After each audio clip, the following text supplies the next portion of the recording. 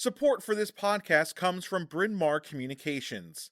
BMC produces a number of informative podcast series spanning a variety of topics in ophthalmology.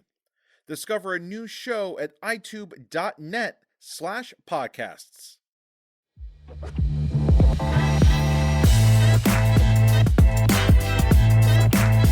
Welcome, everyone, to the Four Eyes podcast, brought to you by Young OD Connect. We give you a clear view into the young optometry world across Canada and the US. And we are your hosts. I'm Dr. Amrit Bilku. And I'm Dr. Deepon Carr. Hi. And we did not have an episode out the month prior. So I was just telling Deepon, I feel like just because we didn't talk for 1 month, it feels like I haven't talked to her in like a year. Yeah.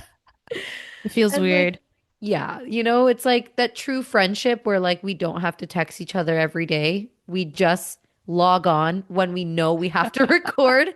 But I do feel like I've seen you recently, even though, no, I did see you physically. No, you did recent. No, I was in Calgary so long ago now. Oh, that feels recent. Like I think I was there in May. No, because I guess I see you every month. That's why I'm like, oh, I've seen her recently. Yeah, exactly. It feels like we hang out all the time, so it doesn't matter. But skipping 1 month felt like a really, really long time. That's true. So update me in your life in the last month. What's changed?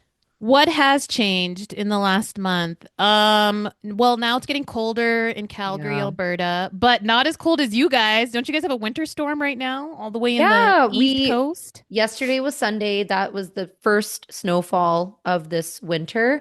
I love snow, so I was so happy. And it was a Sunday, so didn't have to really leave the house, didn't have to go anywhere. Career-wise, I've had a big shift. So I stopped working at the associate position that I was at part-time. Yeah. And now I've transitioned into working full-time at my private practice at Northern Site. And it was kind of a weird decision. It wasn't really something that I was ready to do, but just with the circumstances, I was kind of pushed into doing it, like taking a leap. Right now, I'm in this weird stage where like I'm not profitable. I'm not paying myself from that office. But now it's like I have to dedicate more time to that office to make it grow so that I can pay myself. Yeah. So I feel like in this weird state, like I should be proud that I'm like an owner of a practice, but I'm unemployed. like I just looked at my husband one day. I know I looked at my husband one day and I was like, I have zero income now. Like I feel homeless. And he's like, shut up. You're being dramatic. Yeah, so I would say like a little dramatic, but that's the life of I feel like an entrepreneur. You just build something and then it just takes time. But then you reap the rewards later. Yeah. So it'll be good. Your hard work will pay off. Oh, so. I'm hoping. So now are you officially down to like working only 4 days a week or 3 days a week? No, 4 days. 4 days a week. Oh, that sounds so nice. I had to do it mental health wise. It was just too much doing 5 days with patient care that much for 5 days. I mean, we talk about this in our episode on mental health with Dr. Meenal, right? So we kind of go into detail about all of that stuff. And I don't know, I feel like most optometrists kind of follow this trend. They'll do the 5 days for a bit. And then I notice the older optometrists start, after 10 years, you're kind of like, I'm going to go down to 4 or 3 days. Yeah. If you have that, privilege to do that. But yeah, I mean, I've just been doing 4 days for about just a year now. And it has really helped my mental health. Like I'm a lot more happier and easier to be around, especially my staff. I'm not like freaking internally out, like typical angry Deepon. And just like, what is going on? Like, so I'm more like, it's okay, guys. I understand. I don't care. I have a day off tomorrow. It's fine. For anyone listening that's like a young OD, man, it's so true. The older you get and the more seasoned you get in your career, I feel like it's not like the more grumpy you get, but like the more picky you get. Like even for me, like I said, for the last couple of months before leaving that associate position, I finally had 2 days off in a row. Like I Mm-hmm. finally started working only 5 days a week and I had Sunday, Monday off. Mm-hmm. And now that I had to transition into my office full time, I have Sundays and Tuesdays off. And even though it's still 2 days off a week, Mm-hmm. it's not 2 days off in a row. I know. And I am now more grumpy than I was two Yeah. months ago when like I'm so grumpy. I'm like, oh, it's Sunday night. I have to go to work tomorrow. And my Yeah. husband's like, you have Tuesday off. I'm like, it's not the same. It's not Like the same. it's It you isn't. just get so grumpy. A patient care takes so much out of you that you really Yeah. need those days like together to just disconnect. But it's true. As you get older, as you become more seasoned, you definitely become more pickier about Hmm. how you're practicing, where you're working, as you Yeah. should, because you don't want to be run over all the time. You have Yeah. boundaries, Very stick true. to them. Yes. Moving on to the topic of the episode today. This was actually Deepon's idea, and I can't believe I didn't think about it because I talk about BV stuff all the time. We figured that, again, a lot of listeners are students, which is amazing. I love hearing every time when students say that they listen to the podcast, and Hmm. new grad, young ODs, fresh out the womb of optometry graduation. And obviously, again, BV skills, BV testing. There's still so many docs out there that are just not comfortable with it or just don't know which test to focus on. So we wanted to make today's episode just like a quick crash course on BV testing in primary care. What tests Hmm. should you even focus on? What tests should be routine? What tests can you do that are more diagnostic? And then what test results should be like red flags for you to refer out or just, have them come back to do further testing. I kind of am more interested first in knowing Deepon's perspective since you're a primary care OD. You definitely know a lot more now about the BV system, but as a primary care doc, like what are the tests that you actually focus on? Because I know I can just Um, dive into it, but yeah, let's get your yeah. perspective first. So when I get especially kids in, I'll definitely ask about like during case history, I'll ask about what grade they're in, how they're doing in school. That's a big one for me now. Hmm. Because I'll be like, what's your favorite subject in school? What don't you like in school? Because it gives me an idea of how their eyes are working in their daily life. Then I'll ask about hobbies. Like my case history for kids is much longer, I feel like, than Yes. like the Yeah. actual exam, which it never used to be. So when I was a fresh new grad, I don't like I didn't really ask too much about case history. I really just asked like, "Oh, do you have headaches?" No. "Oh, do you have any problems like double vision, any Yeah. whatever?" Headaches, eye No. rubbing, Eye squinting, rubbing. done. Yeah. And I would Hmm. mainly get the parents to answer for the kids. Like I would Yes. straight look to the parents Yeah. and be like, "Yeah, can you answer some of these questions?" I would just ignore the child and I'd be like, "Okay, what's going on?" But Yeah. now I kind of directly talk to the kid, even if they're 6 years old, and I'm like, Hmm. "What's going on?" Like, and that's hard for me. I'm not a kid person. Okay. So Yeah. but no, I try to talk to the kids, see what they like in school, what they don't like in school, kind of gives you an idea of how they're using their eyes. And then I'll definitely do cover test, Hmm. and then accommodative testing, Hmm. like the push up or minus lenses. Hmm. And then what else am I thinking of? That's pretty much Yeah. all I get to. And I I don't I do don't the think virgences or anything like yeah. that unless it's like they're struggling in some Hmm. way, if it has something to do with that. But usually I don't do any of that. Yeah.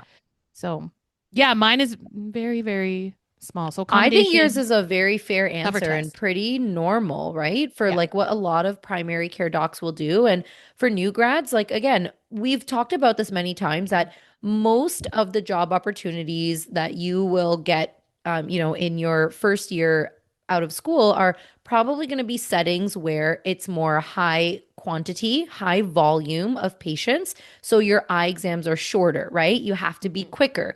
You have to stack patients every 15 minutes, dilate one, get the other one ready. Yeah, there's no time for you to really sit down Yeah. and analyze their BV system. And that's fine. You don't have to. So don't feel the pressure to. But it's a great thing to just have in mind.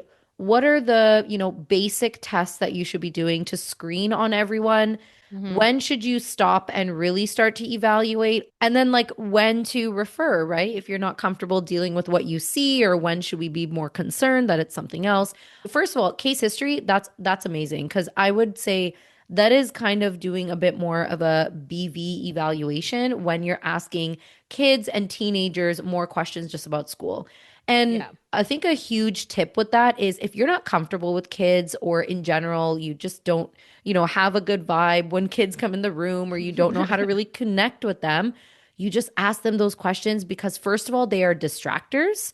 And Hmm. then also, when you're asking the kid those easy questions that they can answer themselves, how old are you? What grade are you in? I even ask, what's your teacher's name? Because they all friggin' know they love their teachers. So they're just questions that they can answer easily. They feel more comfortable that, okay, you're not a That's scary true. person. Yeah. Yeah, Hmm. you're not a scary person. You're not mean. You're just asking them questions that they know the answers to. They feel more confident and then they're ready Hmm. for the exam. Hmm. And yeah, asking favorite subjects is a huge giveaway. If they love, language, science, math, if they love those sorts of subjects, you know that they like to read and write and they like to enjoy Hmm. that stuff. And if they say, I like gym, I like recess, I don't know, I don't like anything, Yeah. then okay, they're struggling in school for a reason. And if there's no, subject that they love in general, they probably hate everything in school because it's just hard for them to I see, read, sometimes and focus. I will ask the parents about grades too. I'm like, is Yes. everything in terms of reading level okay? Hmm. Or is there something that they're struggling in quite Yeah. a bit? And yeah, and then the parents will be like, "Oh yeah, there's a lot of issues with this subject," or "No, they're Yes. excelling." So Yep. that kind of gives me okay, like Ask you the like parents second. Yeah, yeah. because it's like get the back. I mean, trust me, sometimes even I have to pull teeth out of kids to even answer one question. What do you Yeah. like about school? Yeah. Okay, let's ask mom. What does Timmy love about school? And then, Yeah. parents will kind of pitch in their Yeah. opinions. So that's already doing like a BV workup right there. You're already getting hints of are they struggling with anything or not. I totally agree that, your main BV testing out of Phoropter that's going to be really quick and easy in the beginning is your cover test and your NPC, right? Mhm. Your cover test is checking the posture of the eyes, making sure the eyes are aligned, making sure they're straight. Is there a huge phoria that, can cause a lot of fatigue for the kid? Or is there a strabismus? And is it, intermittent? Is it happening occasionally? Or is it constant happening all the time? So that you would want to do when you start the eye exam, before getting them behind the phoropter and everything. Then you do your NPC because, yeah, in primary care, this is my personal opinion again, and it all depends on your state or your province of, what requirements you need to fulfill a primary care eye exam. But, you don't need to do Virgins ranges Mhm. in a primary exam. Mhm. Because your vergence range, you are already testing convergence range by doing an NPC. Yeah. So if that child can converge accurately on an NPC and their ocular posture is pretty normal, then you've already made the educated assumption that their divergence range is pretty good too. So you Yeah. don't need to do the whole base in, base out ranges, Yeah, I forgot. So I do you know? NPC as well, but I won't do it once. I'll try to do it like I'll Yeah. try to tire them out a little bit Yep. more A few too. So I'll do times. it like maybe even 3 to 4 times, Yeah. depending, just to see if I'm hopefully not missing anything. You could do it two Um, ways, actually. You could do it a few times, which is what we learn in school. Do it 3 times and repeat it. I've also noticed that you could also just do it very slowly because oh you do it yeah. very slowly. You also Yeah. can kind of see, okay, what's See. your stamina? Like for Yeah. how long can you hold this Hold this. convergence posture for? Is it comfortable? Are you Yeah. starting to notice their eyebrows, sort of squint? Yeah. Um, it all depends on the kid, how much attention you can hold, because Yeah. in my opinion, when you do NPC multiple times, I have seen doctors do NPC 100 times over. You guys do it way too fast. Okay. Way Mm, too fast. So, what's the point of doing it really fast 3 times yeah. when they might not even be processing, like, what are my What's eyes even going on? doing? If you go slow enough, you'll probably even tire Catch them up. out the first time. I know that's To why I get do it like 3 or 4 times. Like I think I missed something. I because you think I do missed it fast. something. Yeah, It's like, exactly. Right. And they're like, oh my God, Yeah. what is she doing? Yeah. So, your cover test and your NPC is already going to tell you if they have any sort of avergence issue, if their eyes are not able to coordinate and be aligned. And then you're going to do your stereopsis testing. Yes, So, which is what we do in yeah. pre-testing. So Oh, stereopsis is yes. always something we do in pre-testing. Great. Yeah. So that's another thing that's always looked at. Yes. And your stereopsis in primary care is going to tell you two things, again, in my opinion, of how I understand stereopsis now. So when you do those RANDOT forms or the random dot forms, Mm-hmm. that is telling you, is there a signal going to both eyes at the same time? So are the both eyes aligned at any point, or is one eye always misaligned? So if you get no random dot stereopsis, there is a permanent, constant strabismus Strap. Yeah. there. Something is there. If you don't see it, then it's micro, but it's definitely a strab. And if they are able to see those 3D images, then even if you see a strab, it is not constant. So Yeah. it is high frequency happening a lot of the time, maybe if you always see it turning. But if they have some stereo, there is a signal going from the brain to both eyes at the same time. And then when you go to the local stereo, so usually those circles Mm-hmm. of seeing which circles pop out more, now you're measuring, okay, what is the quality of those two signals going from the brain to the eyes? Is the signal strength in both eyes equal, or is one signal maybe stronger than the other? The other. So that's why Mm. then you'll see kids, who get poor stereopsis, less than 40 seconds of arc. That means, okay, well, both eyes are working, but one eye is probably more dominant at some Than the other. point when they're doing that test. So now you can then consider, do we need a prescription adjustment? Do we need an ad Mm. power? Is there a high phoria posture that's causing, one eye to be more dominant than the other? Is there a difference in their accommodation in each eye? So is something unusual in their BV status that's causing some reduced stereo? And after those three, I feel that a lot of the other BV tests you can do, most people in primary care are going to do behind the phoropter. Mm-hmm. So after you measure your prescription, you do your RET, you do your subjective refraction. I feel like the most common things people do afterwards are NRA, PRA, and Mm-hmm. then monocular minus lens amps in the phoropter. Because I Yeah. guess you I'll already, do the monocular minus lens amps on older kids that kind of basically understand the instructions yeah, because that's pretty subjective too. So you gotta be yes, careful of how yes. you're analyzing those results. Yeah. And I'll tell you honestly, everyone who does, like everyone listening who does in-for-opter BV testing, I personally believe that's why you don't like BV testing, okay? Because honestly, like these Yeah. kids, yeah, you cannot properly explain these instructions to kids because we were taught the instructions for adults and now we're robots, so like we Hmm. can't adjust the words that we say. And then yeah, you cannot understand or trust what they're seeing behind the phoropter. And then Hmm. it annoys you because then you're like, I don't know what the hell this kid is saying. Like it doesn't make Yeah. sense.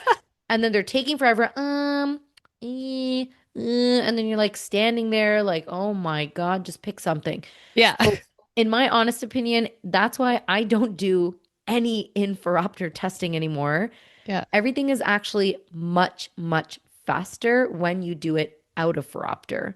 Like, for example, if you take one popsicle stick with a sticker on it, you have them do cover test with that popsicle stick, NPC with that popsicle stick, and then you cover one eye, and you can do your push up amps or your pull away amps with that popsicle stick. And you have done now three tests in 1 minute with a Hmm. popsicle stick from the dollar store. Hmm. And you can put, and the popsicle stick has four ends, right? So Hmm. you can put Okay. four stickers on the popsicle sticks and change them to keep them engaged, right? Oh, Reached. what's Yeah. this sticker now? I changed it. Oh my God, I flipped it. What's this one?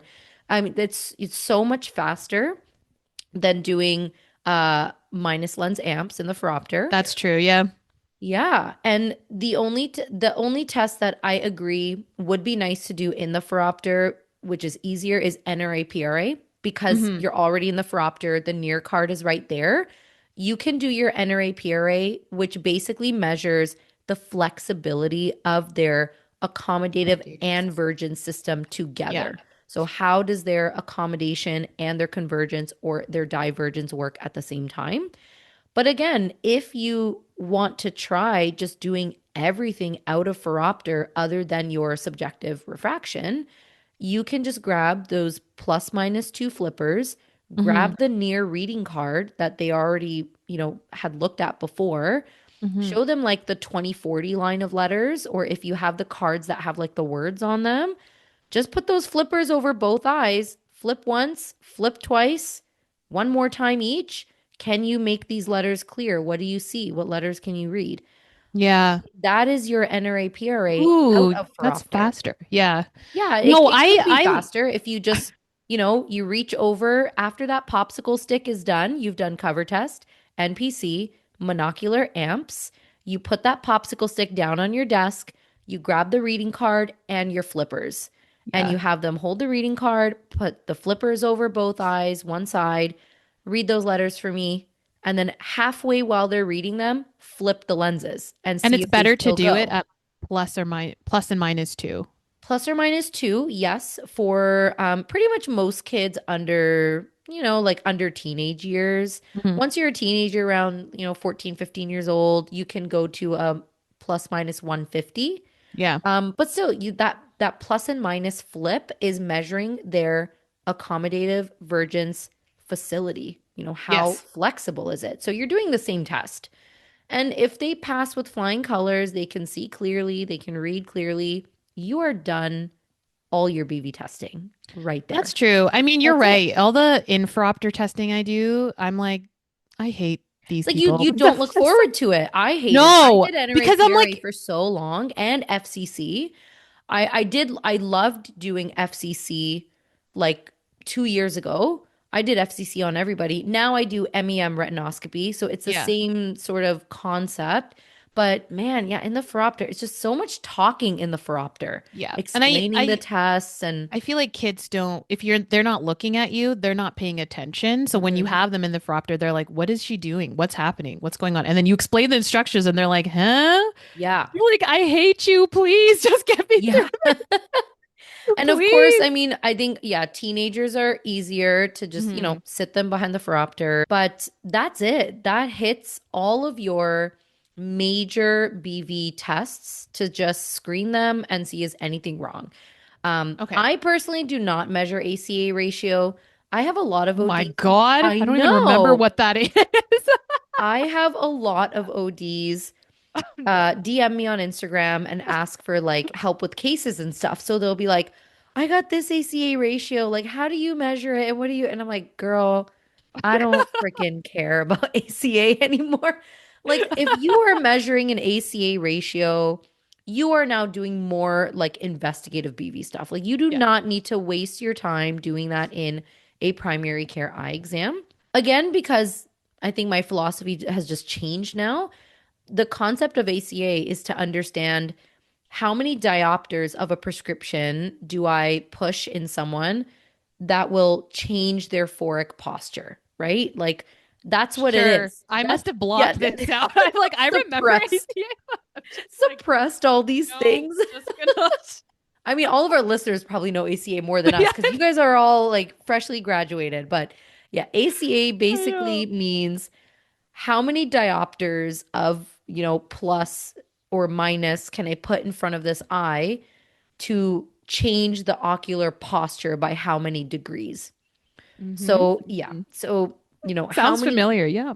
something like some nonsense like that. And again, it's just going over it's based on the theory or the concept that when you push more minus, you can improve an exo. And when you push more plus, Right. you can improve an ESO.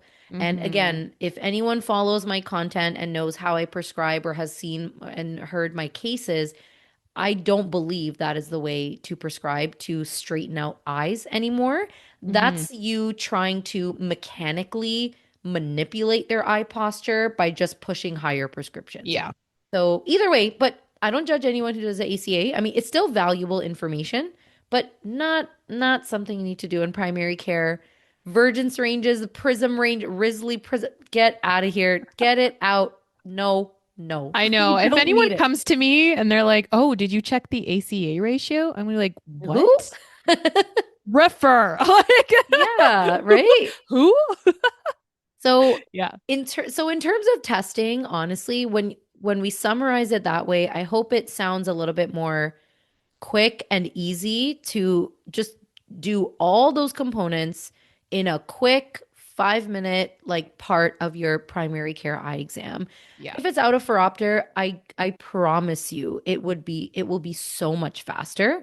And like this, your advice is basically for people like me who are not BV people. Mhm. Like And not I'm not, peds people.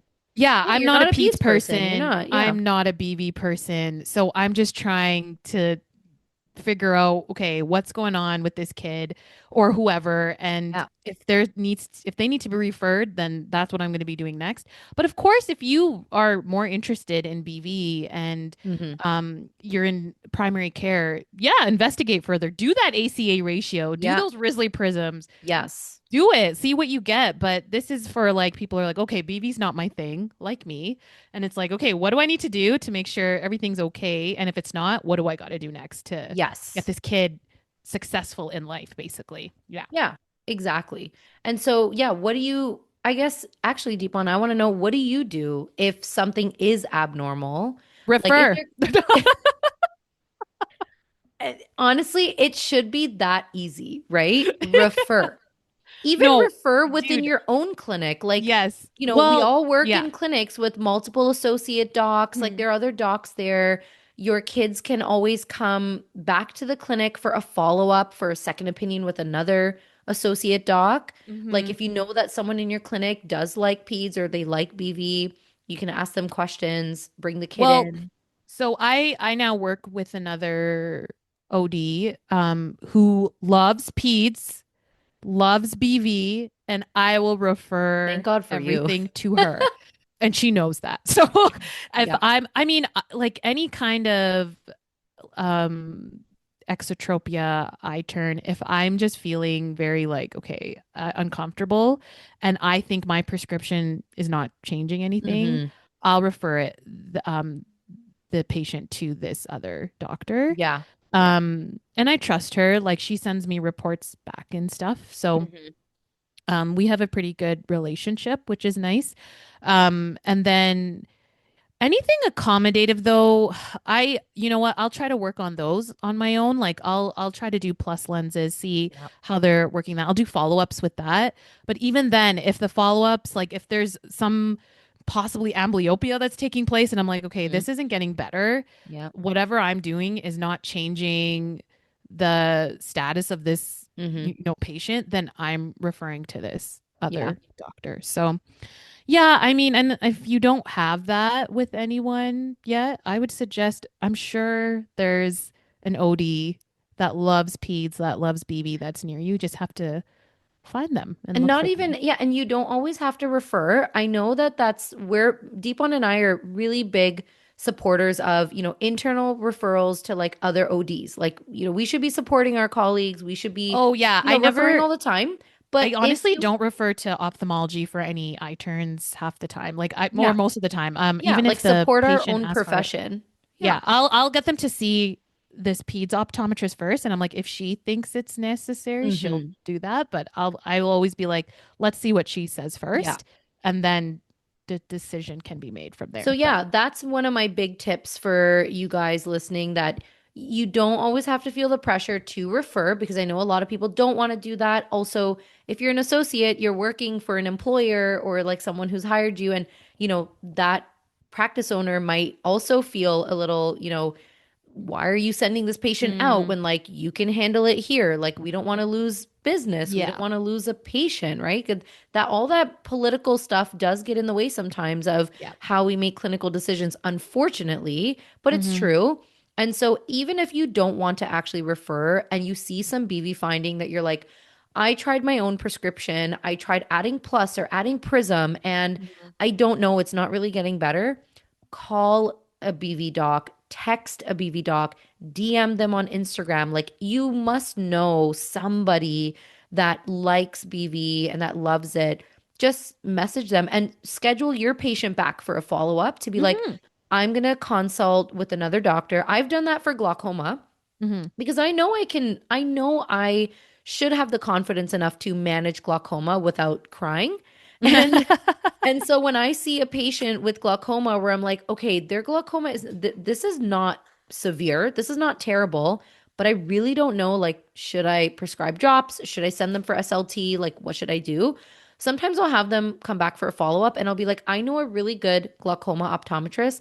I'm going to give them a call this week and I'm going to get their opinion on your findings. And then I'm going to bring you back once I talk to Yeah. them and then remeasure you. And then let's go from there.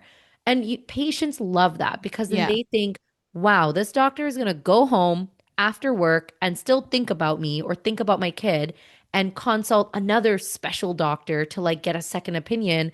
Hmm. And the patient doesn't have to do anything. Like they don't have to Yeah. go to another clinic. They don't have to pay Yeah. for another exam. Exactly. And Yeah. that's a great way to build stronger connections with those kids or whatever BV patient you have. Just call that BV doc and be like, hey, I have a case I need help with.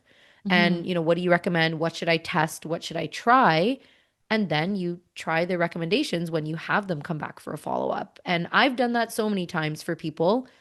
Please Yeah. don't take that as a hint to message me. I don't respond back for like 3 to 4 weeks at a time. But but in general, yeah, do that. If you don't want to refer or you're kind of like, I don't want to make it look like I don't know what I'm doing with this patient, just be like, I'm seeing something. I'm going to get a second opinion. So let's have you back so we can do some remeasurements and Yeah. figure it out then. Support for this podcast comes from Bryn Mawr Communications. BMC produces a number of informative podcast series spanning a variety of topics in ophthalmology. Discover a new show at itube.net/podcasts. Done. Yeah. I think that's a really good way to go, especially, yeah, with BV stuff. Again, sometimes findings can be really confusing Yes. and sometimes results conflict with each other. Mm-hmm.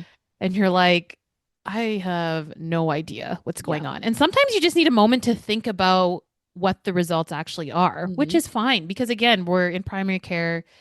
These are like 20 to 30-minute exams. The next person's already coming in. You don't Mm-hmm. have a lot of time to comprehend like what the results are all the time. But I Yeah. think, yeah, just taking that extra step to be like, hey, you know what? Let's do a follow up in a couple weeks or a month or something. Let me figure this part out and Yeah. then we'll go from there. I think Yeah. patients are always happy that you're monitoring them or following up with them instead of saying, okay, see you next year.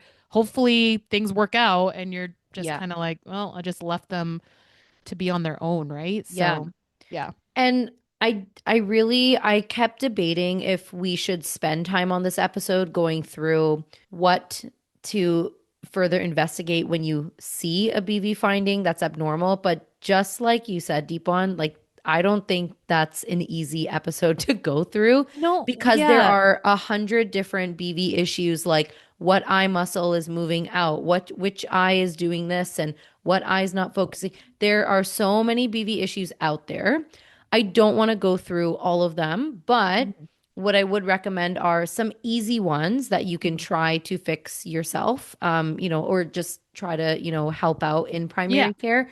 And I really want to stress the point of just when you see something abnormal, you can definitely apply your knowledge of whatever you learned in optometry school or with any other courses you've taken. Try to prescribe something to alleviate that BV issue. But then my biggest tip after, which I don't know how many doctors really do this, repeat all your BV testing with the new prescription. I find that a lot of Mm. doctors, especially when it comes to amblyopia, especially refractive amblyopia. Refractive amblyopes, that is a BV issue. And they often do have reduced stereopsis. Mhm. They have poor tracking. We didn't even talk about tracking. When you basically do your EOMs, Oh I yeah. mean, you're basically checking pursuits. So you've Yeah. already kind of done your tracking. You don't need to do the whole monocular saccades. You Yeah. don't need to do that in primary care. But you'll notice that their pursuits, like their tracking on EOMs, could be off. Mhm. Their fixation is a little, all over the place. Then their accommodation is worse in that amblyopic eye. So when you start to prescribe something, trial frame that prescription and then repeat all of those tests. So again, Hmm. you might want to do that at a follow-up before you prescribe.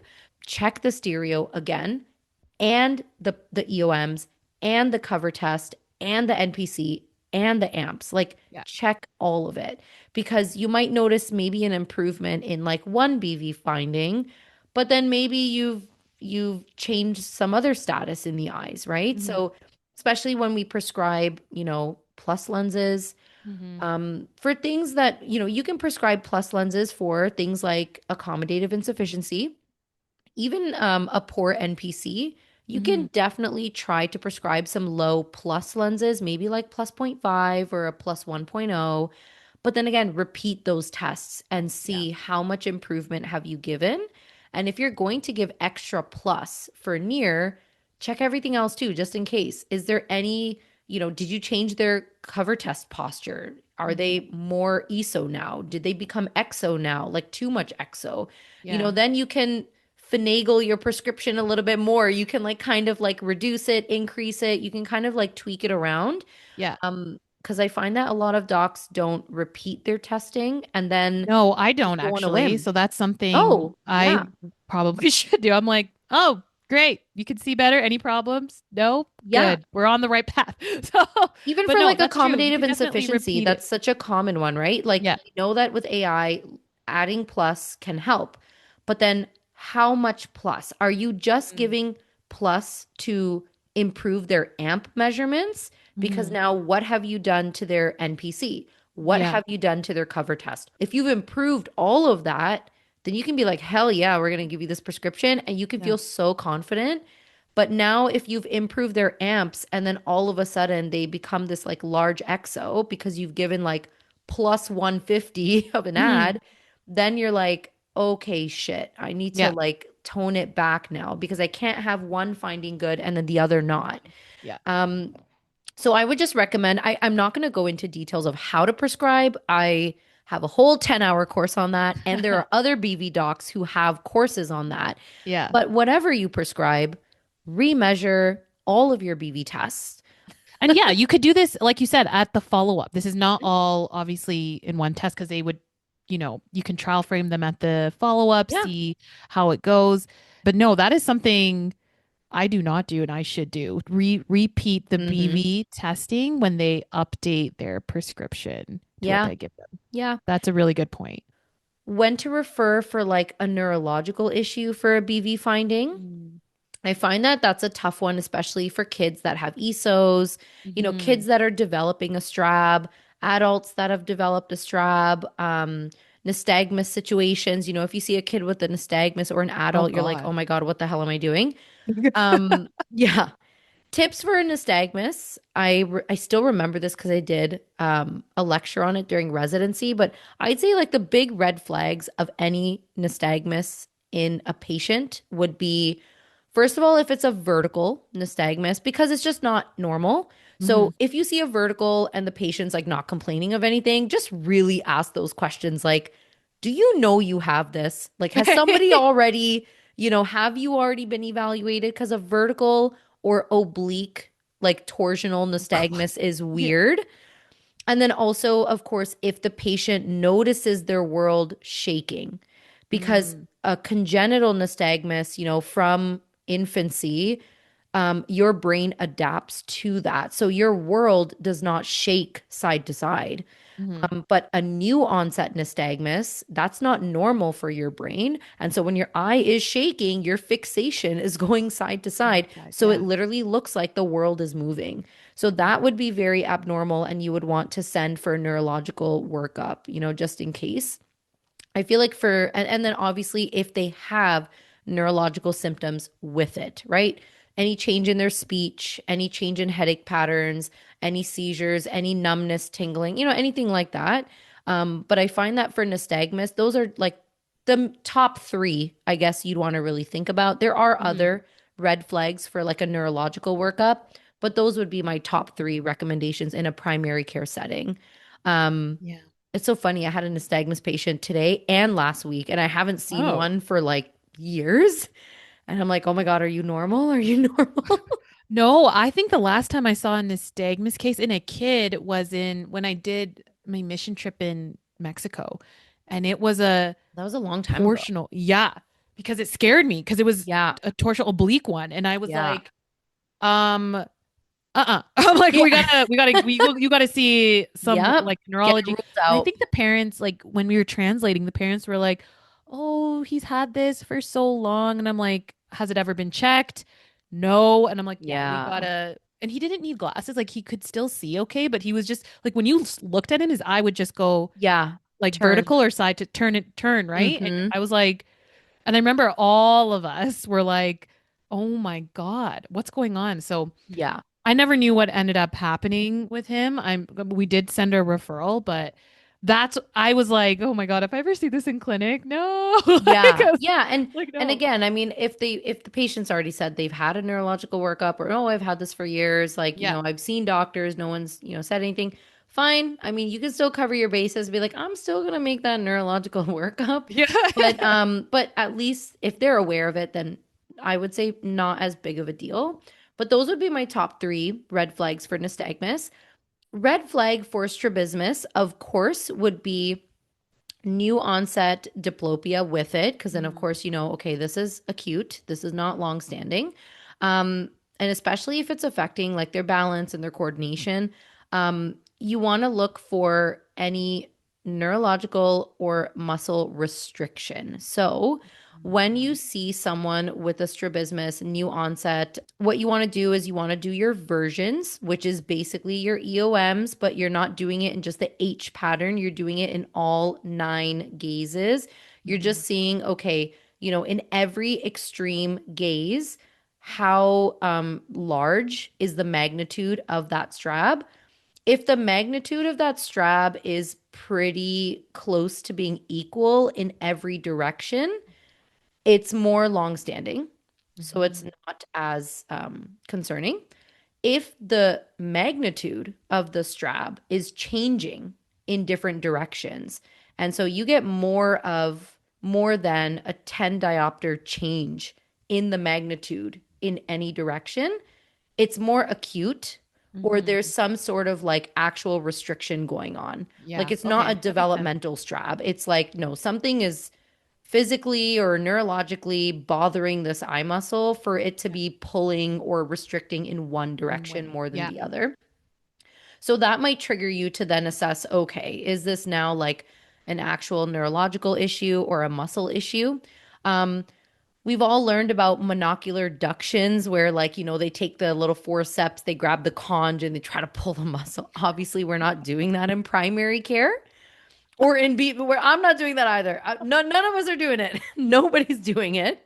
Oh God. Can you I imagine can't me believe that's right. I pulling out my remember. little claws like, all right, look that I way. remember learning that and I'm like, am I seriously going to be doing this in clinic? Yeah, like Like what? it's very looks very abusive to the eye. But what I learned in residency as like a quick kind of, you know, uh dummy version of doing ductions is just when you have that strab in any gaze that, the strab is present. So let's say it's in left gaze, whatever. You have them look in that gaze and then you cover the good eye and you see how much of that strab eye fixates and straightens out to look at the target. So, for Hmm. example, if your eyes are both looking to the left, and let's say you have a restriction in the left eye is not focusing on your target, but the right eye is. You're going to block the right eye. If that left eye doesn't move at all and it's still not looking at the target, you have some mechanical issue. Like Hmm. there is a muscle problem. Even though Yeah. your brain wants to look in that direction, there's some physical Something going barrier on. there that Yeah. you can. If that eye starts to slowly move towards the target, but it's not completely there, you have a neurological issue. The brain wants to look at the eye, it's making its way there, it's not fully there because the nerve is damaged and there's no complete Hmm. signal going there. If you cover that right eye and that left eye fully expands and like straightens out to, or not straightens, but moves to the target and it is on target, there is zero or very low possibility of any neurological or mechanical issue, it's most likely still a developmental issue. So like not a big concern to get neurological testing done. So that's my trick with monocular ductions. If you really want to know, should I tell the neuro, to look for any sort of lesion versus like any physical blockage, anything like that with a nerve or the muscle itself? Hope that makes sense to people. That makes a lot of sense. Yeah. Yeah. That's pretty much it. I don't really know if there's any other like I mean, that's just red scratching flags. the surface Yeah. of BV, but that's what primary care does. So Scratch that's the what surface. That's it. we'll leave it. We will leave it at that. Yeah, we'll leave it. But That was a good summary, I think, for any primary care doc. And if you want to learn more, Deepon and I are always here. I'm always here to help people with their cases. And yeah, not me. Yeah. Dr. Bilku will help you with the BV. Deepon will be here to relay your message to me so that I can help. Or yeah, like just like I said, I don't know why we still have so many docs that are just not for referrals. Like, I don't know. I don't know why there's so many people out there that really don't want to refer. I don't think know it's always whether it's easy just for to, politics like- or business, or also Yeah, just like I think you it's want to right, feel like- like I want to do it myself. Like I can figure this out.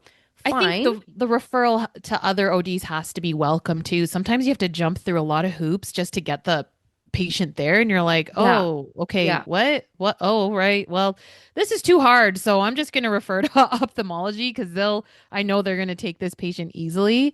But Yes. sometimes, yeah, I think referrals to other ODs, it's not always a straight path. I wish it was more for Mm-hmm. all of us, because then I feel like then it would be easier. But Actually, yeah, what I think it's Deepon's just talking fine. about, just to extend, so we have listeners in Canada and the US. So in Canada, we have universal health care. So I think that's what Deepon is kind of alluding to, like Mhm. the struggle to refer to other ODs versus ophthalmologists is that universal healthcare in, I assume, mostly all provinces and territories will cover the Yeah. cost of the patient's healthcare to see an ophthalmologist. Yes. But optometrists, most healthcare is not covered by government funding. So patients have to pay out of pocket or use private insurance plans to pay. And so if we see something and they've paid for their eye exam and now we're like, oh, you have a BV issue, I need you to go see another optometrist, it is another out-of-pocket expense. And yeah, that is definitely one of the big barriers to us referring to each other, because then the patient is like, I've already paid you. I'm Yeah. already annoyed that my universal healthcare did not cover this for free. Yeah. And now you want me to pay to go see someone else. Well, I know that if I see an ophthalmologist, it's free for me. That's what the patient thinks. And so just send me there.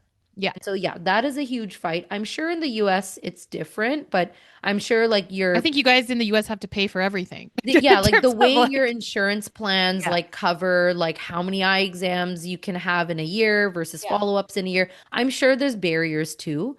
Yeah, it's just it is hard to get comfortable referring and to just remember that your patient's finances are not your problem. Like your Yes, problem yeah. is, I don't know what the hell's wrong with your eyes, and I need you to go see another doc to Yeah. figure it out so Yeah. that you don't die. So Yeah. Or go blind. yeah, no one's gonna die. And then Just die. no one's gonna die. No one's gonna go blind. But yeah, like you just need to build that confidence or that good relationship with some OD to be like, Yeah. I'm just gonna refer you. You go figure out the cost with that OD. You go figure out the schedule if you can go or not. But I'm gonna make the referral regardless. And let's have someone else, help us figure this out.